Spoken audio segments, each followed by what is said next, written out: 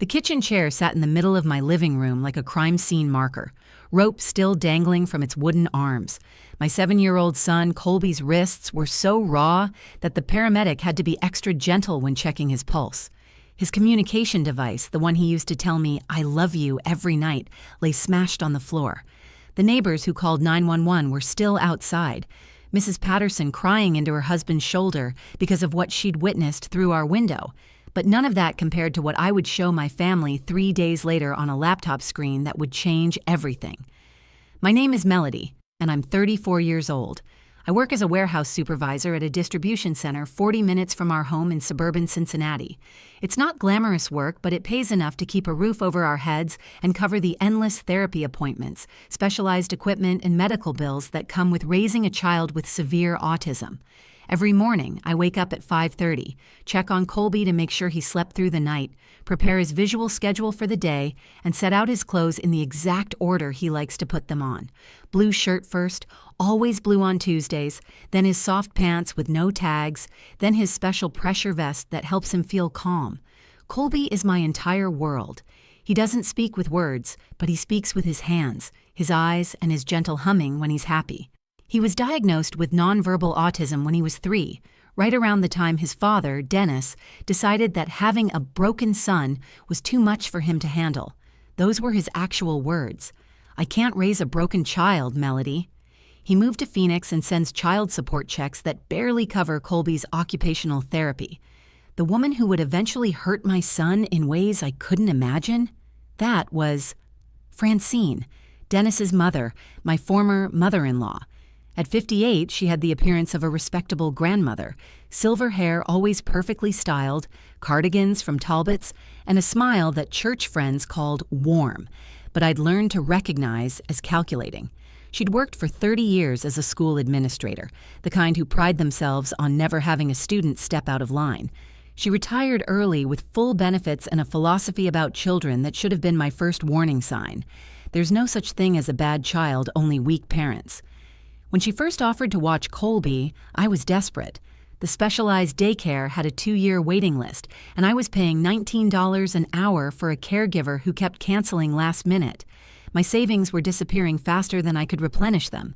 My own parents, Paulette and Jerome, lived 2 hours away in Columbus and both still worked full-time. My brother Wade was a lawyer downtown but worked 80-hour weeks, and my sister Simone was a healthcare administrator juggling her own 3 kids. "Melody, dear," Francine had said, showing up at my door on a Sunday morning with a container of homemade cookies Colby couldn't eat because of his dietary restrictions. "I know we've had our differences, but that boy is my blood. My grandson deserves better than strangers who don't love him." I wanted to remind her that she'd seen Colby exactly 4 times since the divorce, and once was at a grocery store by accident. But desperation makes you ignore your instincts. "Francine, Colby requires very specific care," I explained. "He has sensory processing issues. He follows strict routines, and changes upset him deeply. When he flaps his hands, that's him being happy. When he rocks, he's self-soothing. These aren't behaviors that need correcting." She nodded, taking out a small notebook. "Of course, I educated hundreds of children, Melody. I understand different learning styles." That should have been warning number 2. She said learning styles, not neurological differences. She saw Colby as a student to be taught, not a child to be understood. The day I finally agreed to let her watch him, Colby had been up all night with sensory overload from 4th of July fireworks. I was exhausted, on the verge of losing my job from missed days, and she stood in my doorway looking like Salvation in a purple cardigan. "You're drowning, dear," she said, not unkindly. "Let me help, Monday through Friday, 7:30 to 5:30. No charge. Family helps family." I said yes. 3 months later, I would be showing a room full of that same family hidden camera footage that would send Francine to criminal court and destroy the image everyone had of the respectable grandmother who just wanted to help. But that Tuesday afternoon when the ambulance pulled away with my son, I only knew one thing. The person I'd trusted most had been the one to hurt him worst. Life as a single mother meant mastering 1,000 small rituals that held our world together.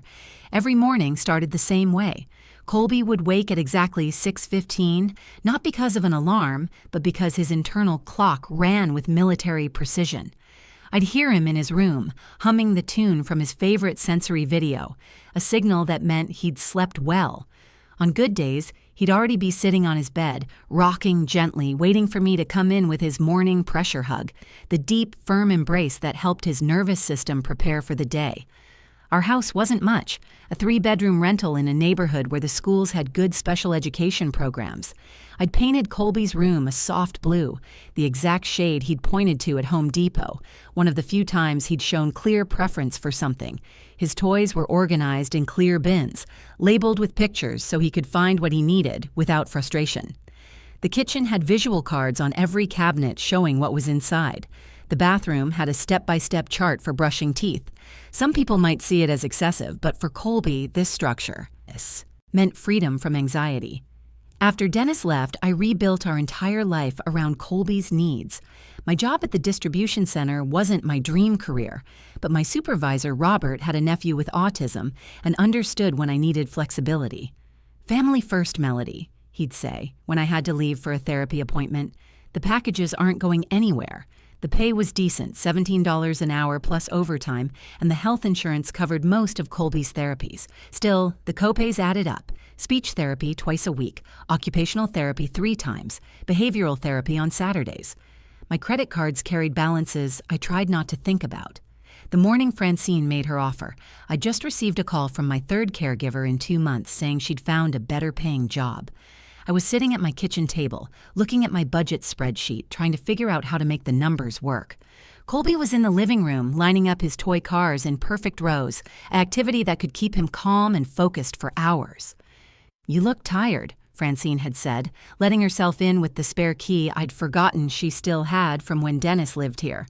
"I'm fine," I replied automatically, closing my laptop so she wouldn't see the overdue bills. "No, you're not." She sat down across from me, her perfume, something expensive and floral, filling the small kitchen. "I've been doing a lot of thinking since Dennis moved away. I wasn't the best mother-in-law to you, Melody. I blamed you for things that weren't your fault." This was unexpected. Francine had never apologized for anything in the 5 years I'd known her. "When Dennis was young," she continued, "I was so focused on my career that I missed things, important things. I have regrets. But I'm retired now and I have time. Let me help with Colby." "Francine, it's not just babysitting. Colby needs constant supervision. He can't tell you if something's wrong. He gets overwhelmed by loud noises, bright lights, certain textures. Sometimes he has meltdowns that can last an hour." "I raised 3 children while working full-time," she said, a slight edge creeping into her voice before she softened it again. "And I spent 30 years managing hundreds of students, including many with special needs." That wasn't exactly true.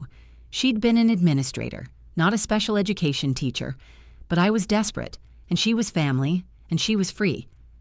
I spent that entire first Sunday training her. I showed her how Colby tapped his chest when he was thirsty, rubbed his stomach when hungry. I demonstrated how to use his communication device, a tablet with pictures he could press to express basic needs. I walked her through his medication schedule, the signs of sensory overload, the specific way he needed to be redirected when he started repetitive behaviors that could hurt him. "This weighted blanket helps when he's anxious," I explained. "And this chewy necklace is for when he needs oral input. Never take it away as punishment." "Punishment?" Francine raised an eyebrow. "I don't believe in punishment, Melody. I believe in teaching consequences." Something about the way she said it made my stomach tighten, but I pushed the feeling aside. My mother Paulette had always said I was too protective, too quick to assume the worst about people. Maybe this was Francine's way of making amends, of being the grandmother Colby deserved. That first Monday, I sat in my car for 10 minutes before driving to work, watching through the window as Francine settled onto the floor next to Colby, picking up one of his toy cars. He didn't pull away, which was remarkable. Maybe, I thought, this could actually work. Maybe sometimes people surprise you. I couldn't have known that 3 months later, I'd be reviewing footage that would make me understand that when someone shows you who they are, you should believe them the first time. The first week felt like a miracle I'd been afraid to hope for. Every evening when I came home, Francine would be sitting on the couch with Colby nearby, usually engaged with his iPad or arranging his toys. The house was cleaner than I'd left it. Dishes done, carpet vacuumed, even the perpetual pile of laundry had been folded and put away. Francine would hand me a detailed note about Colby's day, what he ate, when he took his medications, how long he napped, what activities they did together. "He's responding well to structure," she told me that Friday, her tone professional. "I've implemented a reward system. When he completes tasks without fussing, he earns screen time." "Colby doesn't really understand reward systems the same way typical kids do," I explained gently. "His therapist says his brain processes motivation differently. All children understand cause and effect, Melody. You just have to be consistent." By the third week, small things started to feel wrong. Colby's teacher, Ms. Rodriguez, pulled me aside at pickup from his weekend social skills group. "Melody, I wanted to check in. Colby seems more anxious lately. He's been resistant to sitting in chairs during our circle time, which is unusual for him. Has anything changed at home?" That same week, Colby started having nightmares again, something we'd worked through months ago. He'd wake up crying, pressing himself into the corner of his bed, his usual self-soothing techniques not working. When I tried to comfort him with his weighted blanket, he pushed it away violently, something he'd never done before. "Maybe he's just going through a developmental phase," Francine suggested when I mentioned it. "Children test boundaries, even special needs children." The way she said special needs always sounded like she was saying broken, but I needed her help. The wait list at the specialized daycare hadn't moved, and I'd just been promoted to shift supervisor, which meant a $2 raise but also more responsibility I couldn't abandon. The breaking point started small. I came home early one Thursday with a migraine. Francine's car was in the driveway, but when I walked in, the house was silent. No humming from Colby, no sound from his usual videos. I found them in the kitchen. Colby was sitting rigidly in a chair, his hands folded in his lap, tears streaming down his face. Francine sat across from him, reading a magazine. "What's happening?" I asked, my migraine instantly forgotten. "He threw his lunch on the floor," Francine said without looking up. "He's learning that actions have consequences. He sits there until he's ready to apologize." "Francine, he can't apologize. He's nonverbal, and he didn't throw it on purpose. Sometimes his motor control slips." She finally looked at me, and there was something cold in her eyes I'd never noticed before. "He's more capable than you think, Melody. Your low expectations are holding him back." I let Colby out of the chair immediately. He ran to his room and hid under his weighted blanket, something he did when overwhelmed. It took 2 hours to calm him down enough to eat dinner. "I don't think this is working," I told Francine the next morning. "Give it time," she insisted. "Change is hard, but he's learning. Yesterday, he sat quietly for a full hour while I did my crossword. That's progress." That should have been my final warning. Colby never sat quietly unless something was wrong. His natural state was movement, humming, engaging with his environment in his own way. Quiet meant shutdown. Quiet meant distress.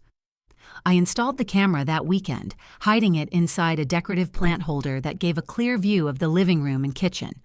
I told myself it was just for peace of mind, to see how Colby spent his days. I even mentioned it to Francine, framing it as a safety measure. "Smart idea," she said. "You can see how well-behaved he is when you're not here to baby him." The next 2 weeks, I checked the footage sporadically. Most of what I saw seemed normal, though I noticed Francine spent a lot of time on her phone while Colby sat alone. But it wasn't neglect exactly. He had his toys, his tablet, his snacks within reach. Then came the call from Ms. Harding, his behavioral therapist. "Melody, I'm concerned. Colby's showing signs of trauma response. He's become fearful of restraint, which is unusual because he normally finds deep pressure calming. Has anyone been holding him down? Maybe during a meltdown?" "No," I said, but my stomach was already churning.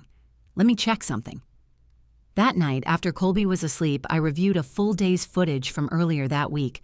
What I saw made me sick, but I kept watching, downloading everything, because I knew I'd need proof for what was coming next. The woman I'd trusted wasn't just strict or old-fashioned. She was systematically traumatizing my child, and she'd been doing it with a smile. Tuesday started like any other morning. Colby had eaten his breakfast. 2. Pieces of toast cut into perfect squares with peanut butter spread evenly to the edges, exactly how he needed it. Francine arrived at 7:30 sharp, wearing her usual cardigan and pearls, carrying her crossword puzzle book and reading glasses. I kissed Colby goodbye, noted his slight resistance to my leaving, but pushed through it because I had a mandatory meeting with corporate that morning. "Have a good day, sweet boy," I said, using our routine farewell. He didn't respond, just continued arranging his toy cars in a color pattern only he understood. The meeting was about new efficiency protocols, the kind of corporate nonsense that required attendance, but not attention.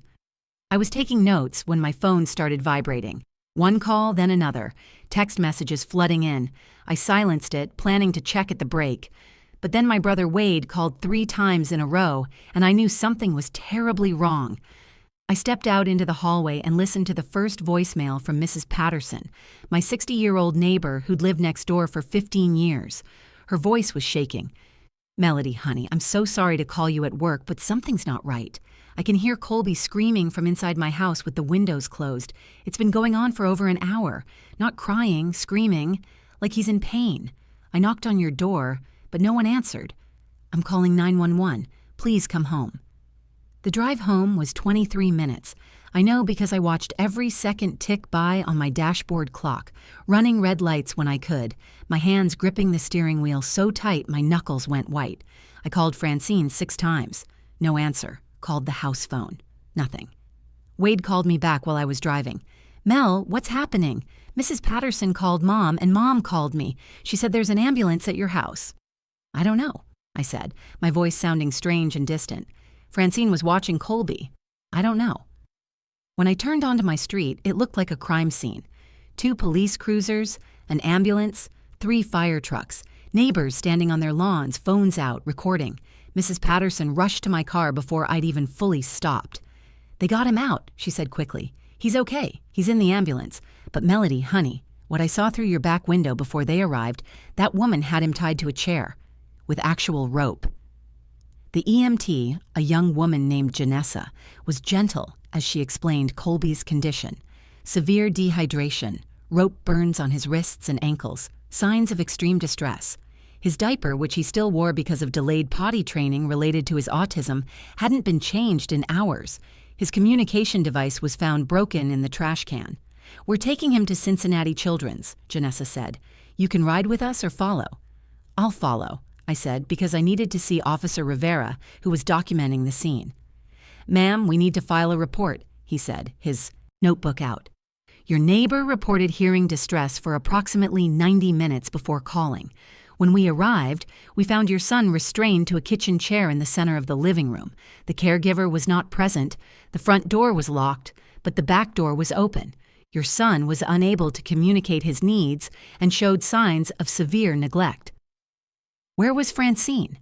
"The caregiver? She's my former mother-in-law. We haven't been able to locate her yet. Does she have a history of this kind of behavior?" My phone rang. It was Francine, finally. I put it on speaker so Officer Rivera could hear. "Melody, I had an emergency. My sister Beatrice fell and I had to rush to help her. I'm sure Colby is fine. He was napping when I left." "He was tied to a chair, Francine. The police found him tied to a chair." Silence for 3 seconds, then her voice changed, became harder. "He was having one of his fits, throwing things, hitting himself. I was protecting him from himself. It's a standard restraint technique." "For how long did you leave him?" "I don't appreciate your tone, Melody. That boy is uncontrollable without proper boundaries. I did what was necessary." Officer Rivera motioned for me to keep her talking while he signaled to another officer. "Francine, there's camera footage of everything you've done." She hung up immediately. That evening, after spending 4 hours at the hospital where doctors documented Colby's injuries and dehydration, I sat in my mother's kitchen while Colby slept safely in the guest room with my father watching over him. I pulled out my laptop and began downloading every minute of footage from the past month. What I found was worse than a moment of lost control. It was a pattern of escalating abuse disguised as discipline. I called Wade. "I need you to set up a family meeting. Everyone, tomorrow night." "Mel, what are we going to do?" "We're going to watch what she did to my son. and then we're going to make sure she never does it to another child again. Wednesday evening at 6 o'clock, 18 people gathered in my mother's living room. I'd insisted everyone be there. Francine and her husband, Hank, Dennis, who'd flown in from Phoenix looking haggard and confused, my parents, Paulette and Jerome, my siblings, Wade and Simone with their spouses, Francine's sister, Beatrice, and even Francine's older brother, Carlton, who'd driven down from Dayton. My mother had set out coffee and cookies that no one touched. The tension in the room was suffocating. Francine sat in the wingback chair like she was holding court, wearing a navy dress and her pearl necklace, looking every inch the respectable grandmother she pretended to be. "This is all a terrible misunderstanding," she began before I could speak. "Melody has always been dramatic about Colby's condition. The boy had a meltdown. I used a standard restraint technique for his safety, and I had to step out briefly for a family emergency. Beatrice, tell them about your fall." Beatrice looked confused. "What fall?" "Francine, I haven't seen you in 2 weeks." The room went quiet. Francine's face flushed slightly, but she recovered quickly. "I meant Margaret, our cousin. I misspoke." "Stop," I said, standing up with my laptop. "Everyone needs to see what's been happening." I connected the laptop to my mother's television, my hands steady despite the rage building in my chest. "This is ridiculous," Francine said. "I don't consent to being filmed." "You knew about the camera," I reminded her. "I told you it was there for Colby's safety. You said it was a smart idea." The first clip began. Monday morning 3 weeks ago. Colby was playing with his sensory blocks, the soft ones that helped him stay calm. Francine walked over and snatched them away. "7-year-olds don't play with baby toys," her recorded voice said sharply. When Colby reached for them, she slapped his hands, not gently. The sharp crack made my mother gasp. "Francine," Hank said, his voice strangled. "Keep watching," I said. The next clip, Colby using his communication device to request lunch, the tablet saying in its robotic voice, "Hungry, please, sandwich." Francine taking the device and putting it on top of the refrigerator. "You can talk," she told him. "I know you can. You're choosing not to. You won't eat until you use your words." The footage showed Colby tapping his chest frantically, his sign for thirsty, then rubbing his stomach for hungry. Francine sitting at the kitchen table reading her magazine, ignoring him completely. 2 hours and 17 minutes passed before she finally gave him half a sandwich and a juice box. Dennis stood up, his face pale. "Mom, what the hell are you doing? He can't talk. He has severe autism." "Sit down," I said. "There's more." The worst clips came next. Colby having a sensory overload, flapping his hands, spinning in circles, making high-pitched sounds, all normal stimming behaviors that helped him regulate. Francine grabbing him by the shoulders, shaking him. "Stop acting like an animal. You're not an animal. You're a child. Act like one." Then came the restraint footage. The first time, she used dish towels to tie his hands to the chair arms. "You'll sit here until you learn to be still like a normal child." She left him there for 45 minutes while she watched her soap operas, occasionally muting the TV to ask, "Are you ready to behave?" The camera captured everything. Colby's terrified face, his attempts to communicate distress, the way he eventually went completely silent and still, dissociating from the trauma. "Jesus Christ, Mom," Dennis whispered, tears running down his face. "He's just a little boy. He's my son." But I wasn't done. The final footage was from Tuesday, yesterday. This time, she used actual rope from the garage. She tied his arms to the chair, then his ankles to the chair legs. "Your mother coddles you," she told him, her face close to his. "But I know better. You're going to learn discipline if it kills me. 7 hours. 1 for each year you've wasted pretending you can't be normal." The timestamp showed she left at 12:47 p.m. Mrs. Patterson called 911 at 3:23 p.m. Nearly 3 hours alone, tied to a chair, unable to move, unable to call for help, unable to even reach the water cup she'd left mockingly just out of reach on the table. When the footage ended, the silence was deafening. Everyone stared at Francine, who had gone from red to white to gray. "I was helping him," she said, but her voice had lost all authority. "Children need discipline. He needs to learn." "Learn what?" My father stood up, and I'd never seen him so angry. how to be traumatized, how to fear the people who should protect him. Carlton, Francine's brother, spoke for the first time. "Francine, this is what Dad used to do to us. Don't you remember? The rope, the chair, the hours of being told we weren't good enough. You swore you'd never do that to your kids."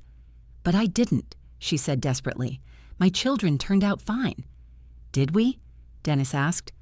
"Mom, I've been in therapy for 5 years dealing with what you call discipline. And now you've done worse to my son, to a disabled child who can't even tell us what you've done to him." Hank was the first to leave that night, but not before saying something I'll never forget. He looked at Francine, his wife of 35 years, and said, "I don't know who you are anymore. Maybe I never did." He moved out that same week and filed for divorce within the month. Their marriage couldn't survive the revelation of who Francine really was beneath the pearls and cardigans. The criminal case moved faster than I expected. Officer Rivera had been thorough in his documentation, and the prosecutor, a woman named Patricia Chen who had a brother with autism, took the case personally. Francine was charged with child endangerment, false imprisonment, and abuse of a disabled person. Her lawyer, probably recognizing the mountain of video evidence against her, advised her to take a plea deal. Guilty on all charges, 5 years probation, 300 hours of community service, specifically in disability awareness programs, and a permanent ban on unsupervised contact with minors. The day of her sentencing, she stood in court and said she was sorry if anyone misunderstood her intentions. Not sorry for what she did, just sorry we didn't understand. The judge, thankfully, saw through it. "Ms. Francine," he said, looking over his glasses at her, "I've reviewed hours of footage showing systematic abuse of a vulnerable child who couldn't speak for himself. Your intentions don't matter. Your actions do. This plea deal is generous, and I suggest you use this opportunity to genuinely understand the harm you've caused." Dennis surprised everyone by moving back to Cincinnati permanently. He took a lower-paying job but said being near Colby mattered more than money. He started attending therapy with Dr. Morrison, who specialized in autism family dynamics, and slowly began building a real relationship with his son. Not trying to fix him or make him normal, but learning to enter Colby's world instead of forcing Colby into his. "I failed him once," Dennis told me during one of Colby's therapy sessions. "I won't fail him again." My family rallied in ways I never expected. Wade and his wife Kelly started taking Colby every Saturday so I could have a break. Simone used her connections in healthcare to get Colby into an innovative communication program at Cincinnati Children's. My parents sold their house in Columbus and moved closer, transforming their basement into a sensory room where Colby could safely stim and regulate. But the most remarkable change was in Colby himself. The trauma was real, and it took months of specialized therapy to address it. Dr. Patel, his trauma therapist, explained that even non-verbal children internalize abuse, sometimes more deeply because they can't verbally process it. We had to rebuild his sense of safety from the ground up. 6 months after that terrible Tuesday, Colby did something extraordinary. Using his new communication device, a more advanced tablet with predictive text, he typed out a full sentence during family dinner. "Grandma Paulette and Grandpa Jerome make me happy. Francine made me scared. I am safe now." We all cried. Even Wade, who prides himself on being stoic, had to leave the table to compose himself. I learned something vital through this nightmare. Trust your instincts. Every red flag I ignored, every uncomfortable feeling I pushed aside, was my intuition trying to protect my son. I'd let desperation override my judgment, and Colby paid the price. Now I know that no help is better than harmful help, and that family ties don't guarantee good intentions. I also learned about the power of truth. That camera footage, as horrible as it was to watch, gave Colby a voice when his own was stolen. It showed our family who Francine really was, stripping away decades of careful image management. It protected other children from her because the court records are public, and several parents from her former school have reached out to me with their own stories of her discipline. Today, 2 years later, Colby is thriving in a specialized school where difference is celebrated, not punished. He uses his communication device fluently, has friends who understand him, and most importantly, knows he's loved exactly as he is. He still doesn't speak with his voice, but he doesn't need to. He has 100 other ways to tell us what's in his heart. Francine lives alone in a small apartment now, estranged from almost everyone. She sends letters sometimes, still insisting she was trying to help, still believing that forcing normalcy on a child is love. I throw them away unopened. Some people never learn that love isn't about making someone fit your expectations. It's about meeting them where they are and helping them flourish as themselves. My son was tied to a chair by someone who claimed to love him, left alone and afraid, unable to cry for help. But he survived. We survived. And our story became a testimony to the truth that every child, regardless of ability, deserves dignity, respect, and genuine love. If you found value in hearing our story, please like this video and share it with others who might need to hear it. Your comments and experiences matter to this community we're building. And don't forget to subscribe to the channel for more real stories that shed light on what happens when we stand up for those who cannot stand up for themselves. Thank you for listening to our journey.